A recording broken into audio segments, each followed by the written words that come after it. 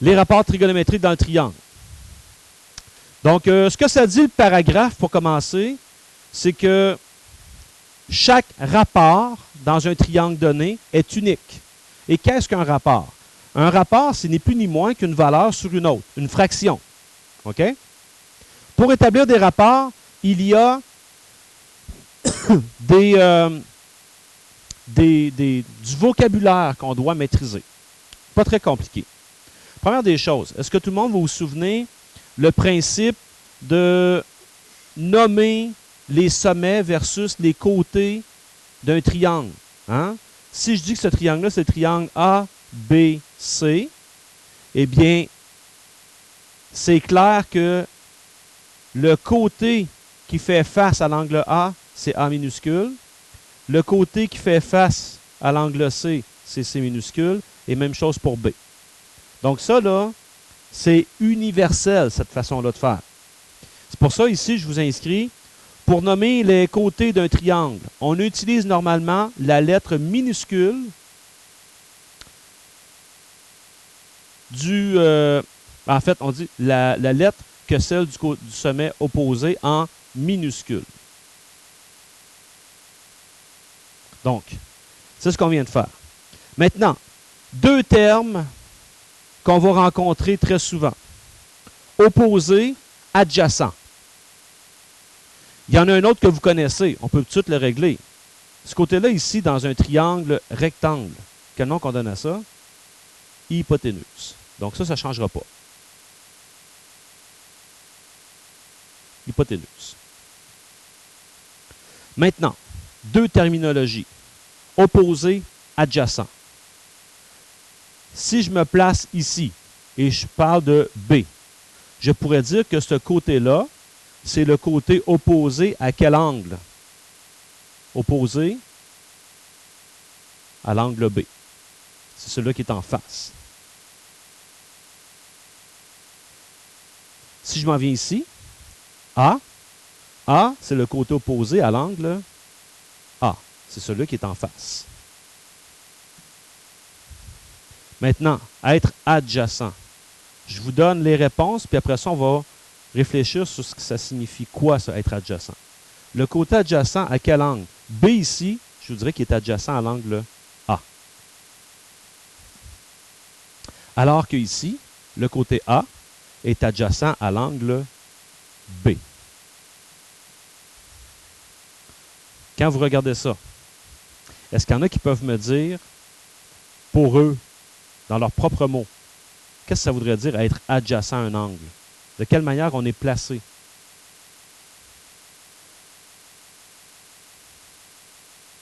Vous avez une idée?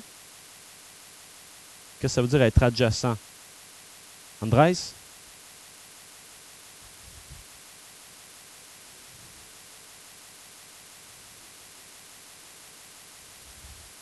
C'est beau, arrête ça là. C'est parfait. Son côté, c'est comme il touche à l'angle.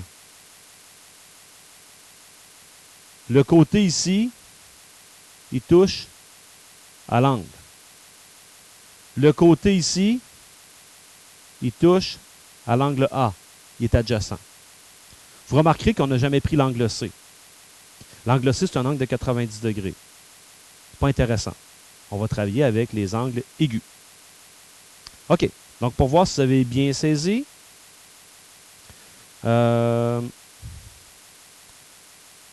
regardons dans un premier temps les rapports, puis après ça, on pourra aller placer ce que je viens de vous dire. Donc, il existe 3 rapports.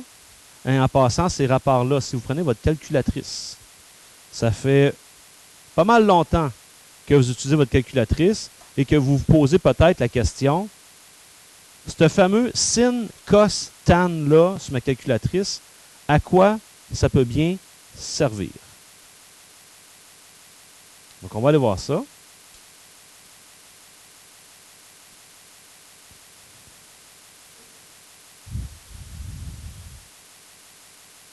Première des choses, il est très important que votre calculatrice soit en mode degré.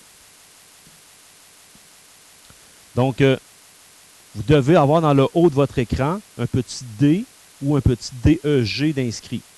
Ça, là, vous pouvez passer d'une à l'autre.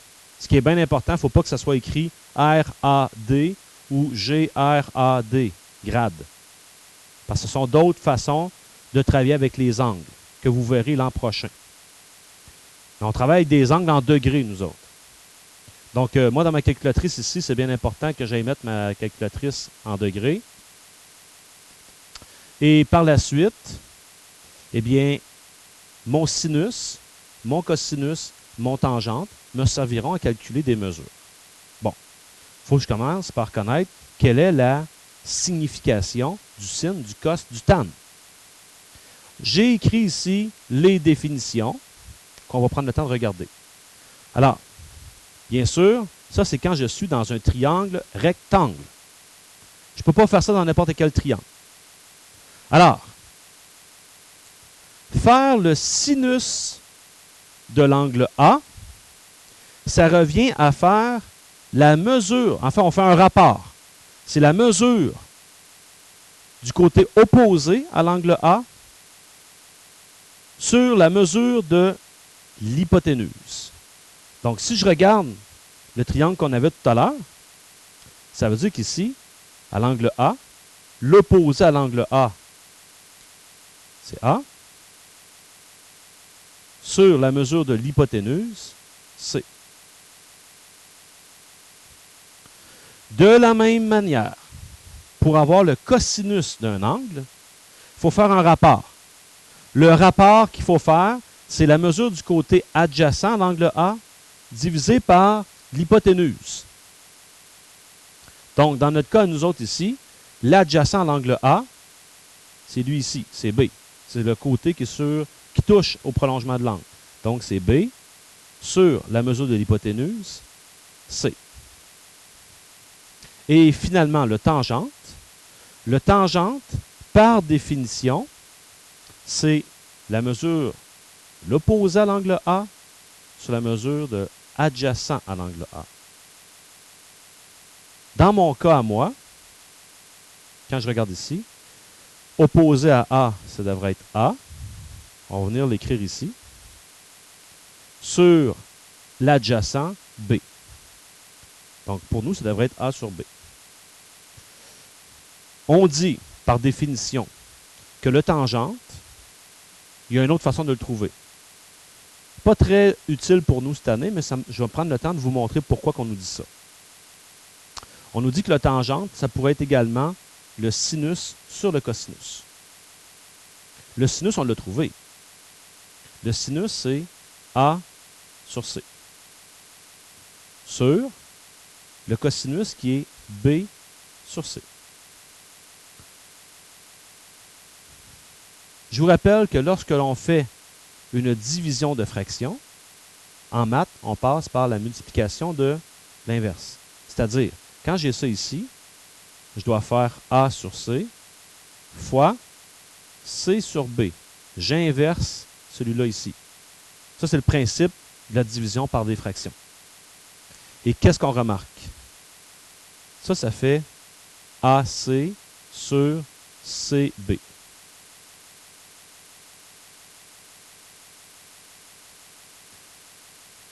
Je me rends compte que je peux barrer les C. Il me reste A sur B. Et c'était en plein ça, le tangente. Fin de la parenthèse. C'est un concept que l'on retient. Je vous dirais que ce n'est pas comme ça qu'on va calculer les tangentes. Les tangentes, on va plutôt les calculer comme ceci. Opposé sur adjacent. Mais il faut savoir que c'est la même chose que si je prenais le sinus divisé par le cosinus. À cette étape-ci, je me permets tout de suite de vous donner une petite phrase qui peut être bien utile. Une phrase qui devrait se retrouver sur votre feuille de mémoire. Et c'est pas moi qui l'ai inventée. Puis si vous en parlez à un de vos chums qui est en Abitibi ou en Gaspésie, il va dire « Ouais, mon prof de maths de 4 nous a parlé de cette phrase-là. » La phrase, c'est la suivante.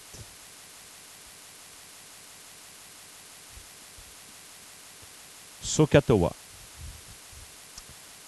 C'est pas une prise de karaté. Sohcahtoa, là, une fois que tu te l'as mémorisé, ça te permet de retenir sans te tromper les rapports trigonométriques. Sohcahtoa, Sohcahtoa, Sohcahtoa, tu ne fais pas d'erreur. Le premier ici,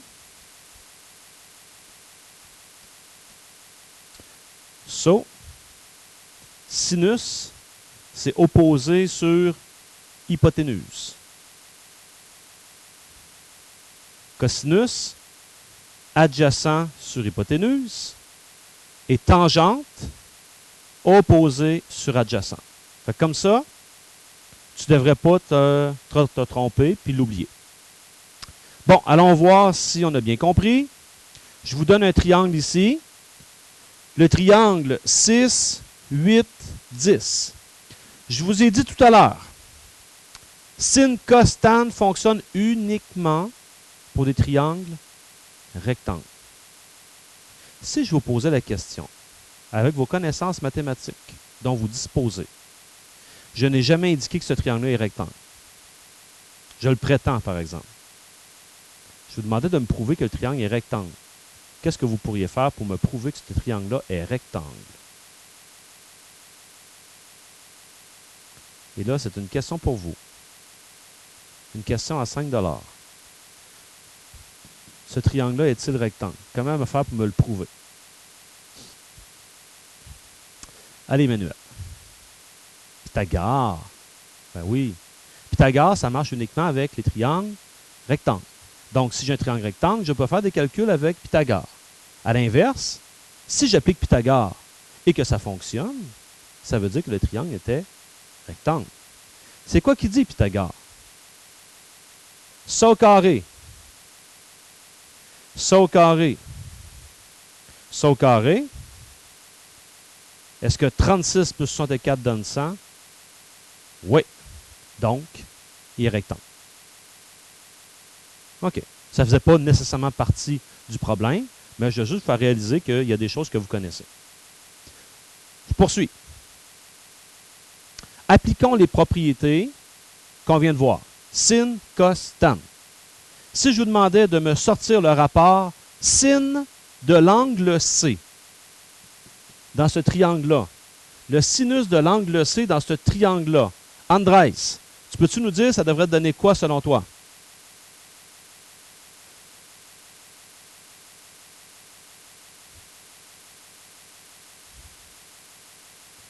Le sinus de l'angle C.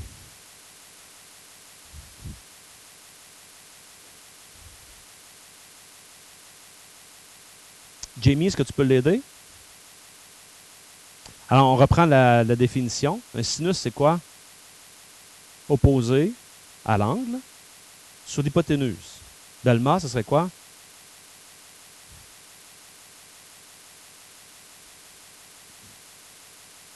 Non, je veux juste avoir les chiffres.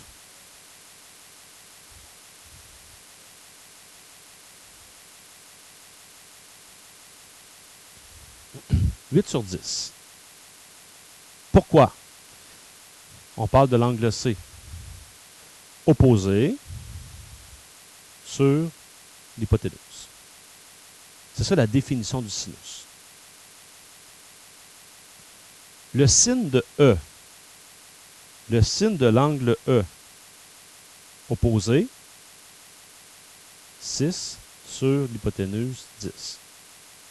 Là, on fait juste travailler à s'exercer à retrouver les bons rapports.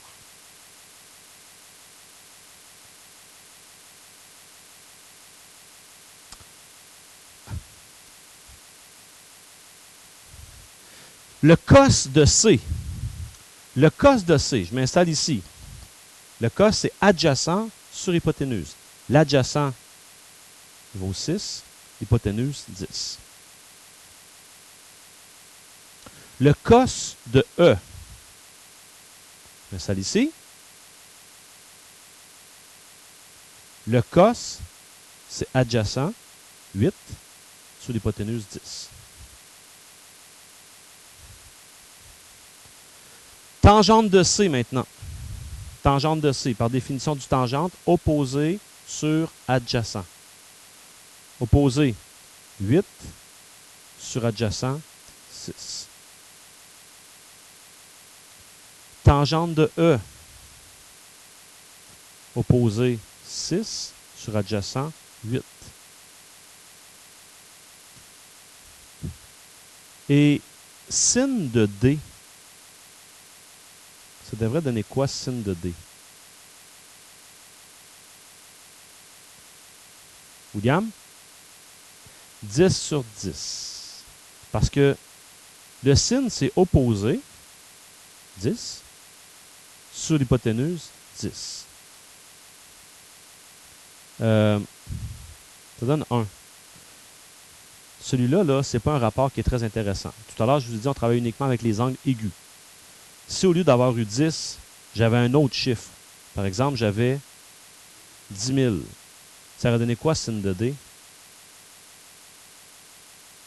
1 pareil.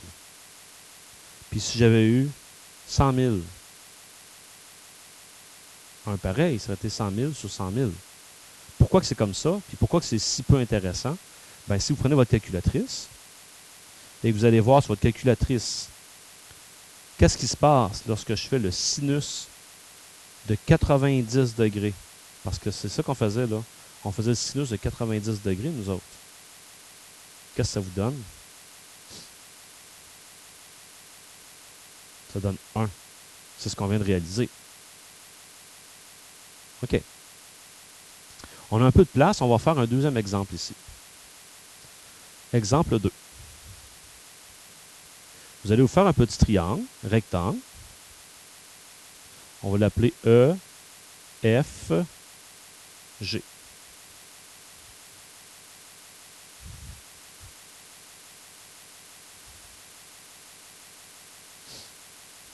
OK. Je vous écris ceci.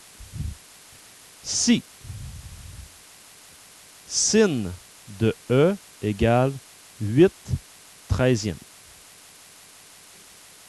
alors, tangente de E égale quoi? Genre de question qui pourrait vous être posée. Alors, on nous dit sin de E vaut 8 treizièmes.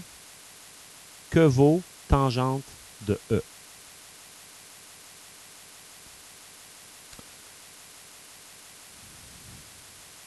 Si j'ai ça à faire,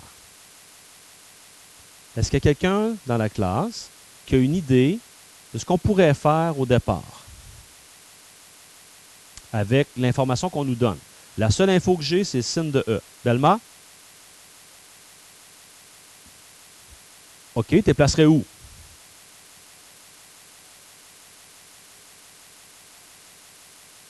Bon, tu placerais 8 ici.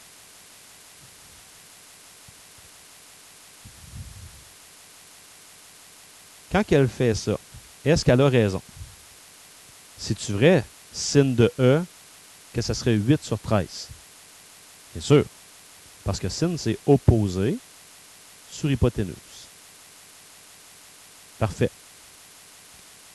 Une fois que j'ai placé ça, je voudrais calculer le tangente de E. Retournez voir votre définition du tangente.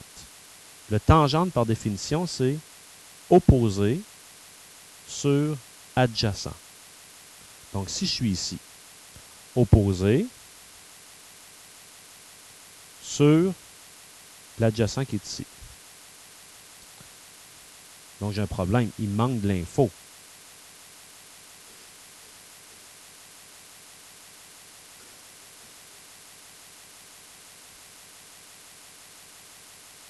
Mais je peux faire Pythagore pour aller le trouver, ce côté-là.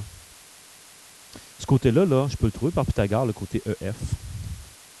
Donc, si on veut être logique avec ce triangle-là, pour bien faire les choses, moi, il n'y a rien que je trouve pire qu'un élève dans un triangle comme celui-là qui m'écrit C2 égale A2 plus B2. Où est le C, où est le A, où est le B? Je comprends très bien quand vous m'écrivez ça parce que vous dites ben, C2 égale A2 plus B2, c'est la formule de Pythagore. Ouais, mais j'ai juste à placer C ailleurs, puis c'est plus vrai la formule. Alors, dans un triangle comme ça, ce que je m'attendrais à avoir, c'est ceci. Ça, je sais que c'est G minuscule. Ça, c'est F minuscule. Et ça, c'est E minuscule. Alors, ce que je devrais retrouver, je vais faire un petit peu de place, là.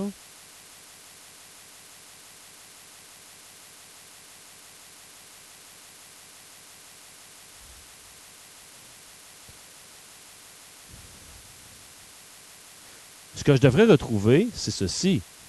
F au carré égale E au carré plus G au carré. Ça, c'est Pythagore, appliqué à ce triangle-là. L'hypoténuse au carré est égale à la somme des deux autres au carré. Et je remplace. 13 au carré égale 8 au carré plus G au carré. 169 égale 64 plus G au carré. Moins 64 de chaque côté. Ça, ce sont des calculs que vous êtes habitués de faire. Et donc, la racine de 105 égale G. Racine de 105 qui me donne quoi?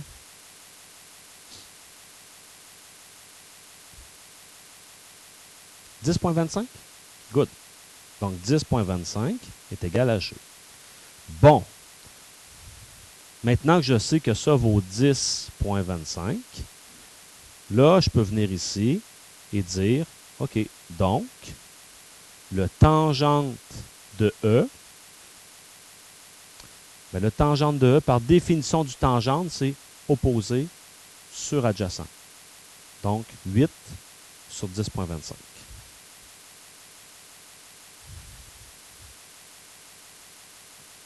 Alors, vous voyez le genre de calcul qu'on peut nous être demandé de faire. Et dernière chose que je vais aller voir avec vous avant de vous laisser un peu de temps pour travailler, c'est la page suivante. On va aller faire quelques constats ensemble. Il y a des constats qu'on peut faire entre le sin et le cos. On dit les relations entre les rapports trigonométriques d'angles complémentaires. Est-ce qu'il y a quelqu'un dans la classe qui se souvient? Angle complémentaire, qu'est-ce que ça signifie?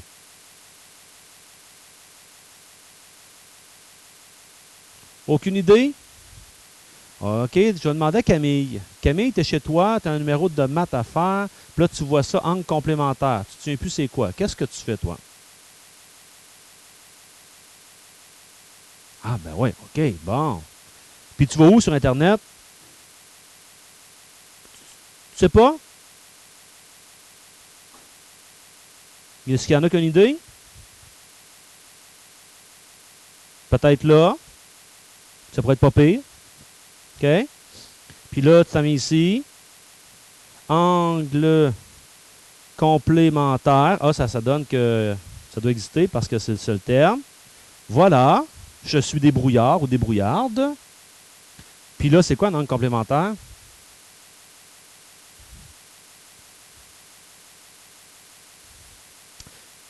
C'est deux angles qui ensemble forment un angle de 90 degrés.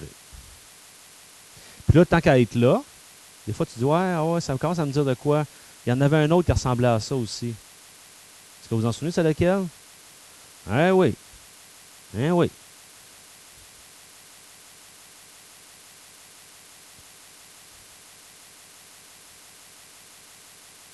Et qu'est-ce qu'il y avait de particulier? Angle supplémentaire. Qu'est-ce que ça avait de particulier? Les angles supplémentaires, c'est que leur somme donne 180 degrés. Ça, on s'en est servi dans le chapitre 2 avec les triangles, souvenez-vous. On voulait déduire des mesures, on partait de 180 moins 1 des angles qu'on avait. OK. Alors, une fois que j'ai fait ça, je reviens ici. Alors, dans un triangle rectangle, les angles aigus sont... Qu'est-ce qu'on peut dire des angles aigus d'un triangle rectangle? Qu'est-ce que je peux dire de cet angle-là avec cet angle-là dans un triangle rectangle?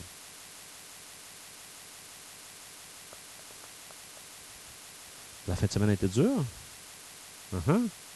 J'ai l'impression de vous poser des cols alors que ce n'est pas des cols. Manuel? Ben oui, ben oui. J'ai combien de degrés dans un triangle? 180. Si on enlève l'angle de 90, il reste combien de degrés pour les deux autres? 90.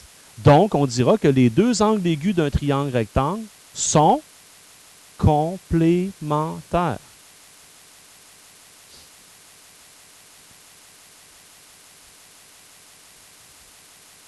Et là, regardez bien la phrase suivante, ou le reste de la phrase. Et le côté opposé à un angle aigu est nécessairement le côté adjacent à l'autre angle aigu. Ben oui. Regardez. Je me place ici. Le côté opposé à cet angle-là, c'est 6.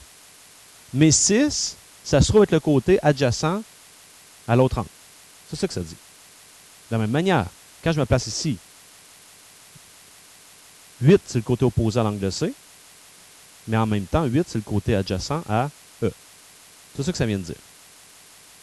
Mais du fait que ça se comporte comme ça, il y a des propriétés qu'on peut sortir. Des constats. Et les constats, je vais aller les faire directement avec vous ici en bas. Si je peux me rendre. Vous allez prendre votre calculatrice. Vous allez faire le sinus de 66 degrés et vous allez garder 4 chiffres significatifs. Vous devriez trouver 0,9135. C'est bien ça? OK. Vous allez maintenant effacer ça. Vous allez faire sinus de 30 degrés.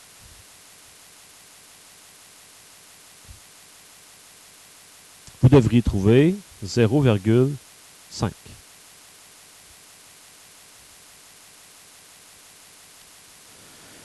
Tangente de 30. Vous devriez trouver 0,5774. Tout le monde a ça? Et là, après ça, vous allez faire cos de 24.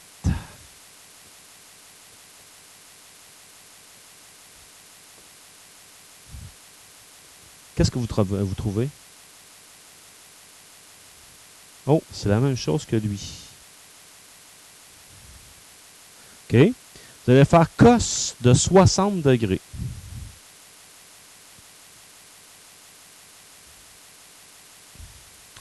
Il se passe de quoi, là? Qu'est-ce qui se passe? Pourquoi, Nika, tu penses que ça fait ça? Tu sais pas? Je vais vous donner un indice.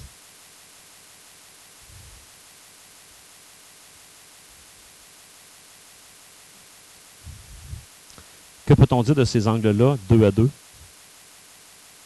Ce sont des angles complémentaires. 66 degrés plus 24 degrés, ça donne 90 degrés. Donc, faire le sin de lui, le cos de lui, ça va donner la même affaire. Juste pour voir si c'est vrai cette affaire-là, je m'amuse à en trouver un autre. Mettons, 89 degrés, puis 1 degré. Ils sont complémentaires. Je prends ma calculatrice. Je fais le sin de 1, puis le cos de l'autre. Qu'est-ce qui se passe? Faisons le sin de 89. Le sin de 89, ça donne ça. Si je fais le cos de 1, avec ce qu'on vient de réaliser, ça devrait donner la même affaire. Même affaire. Donc, quand j'ai des angles complémentaires, faire le sin d'un angle ou faire le cos de l'autre angle, qui sont complémentaires, ça donne le même résultat. Parfait. On complète ici le tangente de 60 degrés.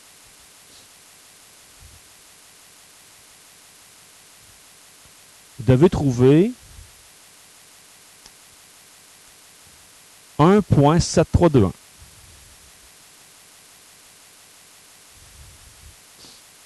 C'est bien ça? Je vais vous aider ici. Faites donc 1 divisé par 0,5774.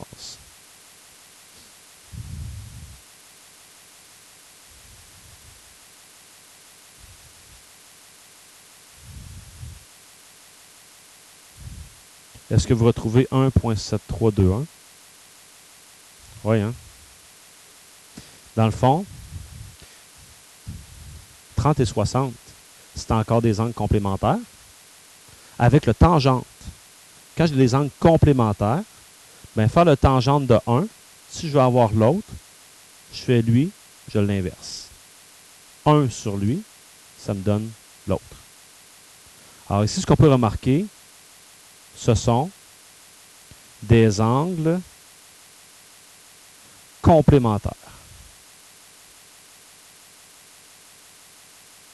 Et je vais compléter avec une petite remarque. Oui, Mélanie. Oui, Mélanie. Pour avoir de la précision, parce que ce sont de très petits chiffres. OK? Là, je vais vous montrer quelque chose qu'en secondaire 3, votre prof vous a montré, mais en fait, il ne vous a rien montré. Il vous a dit, voici une affirmation qui est tout le temps vraie, donc prenez ça comme du cash, et c'est tout le temps comme ça.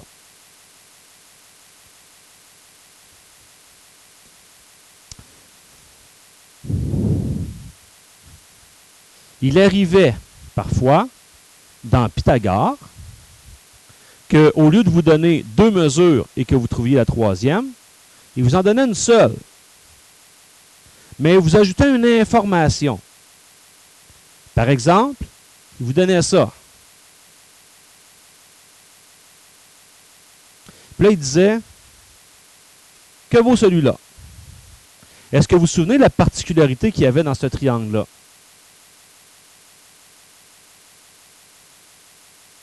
Quand j'ai un angle de 30 degrés dans un triangle rectangle, le prof doit vous avoir dit, dans ce temps-là, qu'est-ce qui se passe? Le côté opposé à l'angle de 30 degrés vaut toujours la moitié de l'hypoténuse. Vous vous souvenez de ça? Et là, ben, tu peux juste venir ici sans faire de calcul, dire, ça c'est 10, parce que, et là, tu énonçais la phrase que le prof t'avait dit. Vous vous souvenez de ça? OK. Pourquoi que le prof peut vous dire ça? Ben, c'était à cause du sinus. Parce que, encore une fois ici, si je vous demande le sin de 30 dans ce triangle-là, c'est quoi par définition le sinus? C'est opposé sur l'hypoténuse. Ça donne quoi, ce 5 sur 10? 0,5. Est-ce que c'est ça que vous avez trouvé quand vous avez fait sin de 30? Bien sûr. Peu importe le triangle. Si je te donnais un autre triangle, je te mets un angle de 30 degrés ici, puis je te dis ça, ça vaut 1000. Il vaut quoi ce côté-là? Il vaut 500. Puis encore une fois, je te demande de faire le sinus de 30. Tu vas me dire, ben, le sinus, c'est opposé divisé par l'hypoténuse. L'opposé, c'est 500, divisé par l'hypoténuse, qui est 1000. 500 divisé par 1000, ça fait 0,5. Et quand je fais sin de 30, ça donne 0,5. Donc, c'est pour ça qu'il peut vous dire, peu importe le triangle, s'il est rectangle, avec un angle de 30 degrés, le côté opposé vaut la moitié de l'hypoténuse. C'est à cause de ça. Je m'arrête ici.